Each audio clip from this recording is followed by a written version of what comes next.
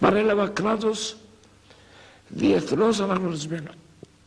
Δεν θα παραδώσω κοινότητα χωρίς δικαίωμα λόγου διεθνώς και σε αναζήτηση κηδεμόνα.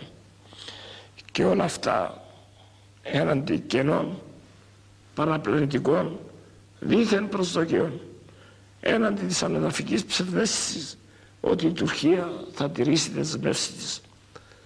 Συμπατριώτες, στις 24 Απριλίου θα τοποθετείτε με ένα ναι ή ένα όχι στο σχέδιο ΑΝΑΝ. Θα αποφασίσετε για το παρόν και το μέλλον της Κύπρου, για τη γενιά μας, αλλά και τις γενιές που θα έρθουν μετά από μας. Έχω εμπιστοσύνη στην κρίση σας.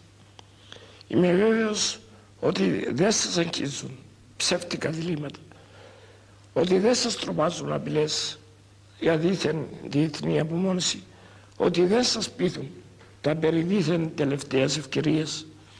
Είμαι βέβαιος ότι εξακολουθούν να έχουν για σας νόημα ηθικές αρχές και αξίες του λαού μας, του πολιτισμού και του εθνικού ιστορικού μας βίου, τον οποίο θέλετε να συνεχίσουμε με ασφάλεια, δικαιοσύνη, ελευθερία και ειρήνη. Ελληνική Κυπρέγγυλα, στη ζυγαριά του ναι και του όχι, πολύ βαρύτερες και πολύ πιο επαχθείς θα είναι οι συνέπειες του ναι. Σε καλώ να απορρίψεις το σχέδιο ΑΝΑΝ. Σε καλώ να πεις στις 24 του Απριλίου ένα δυνατό όχι.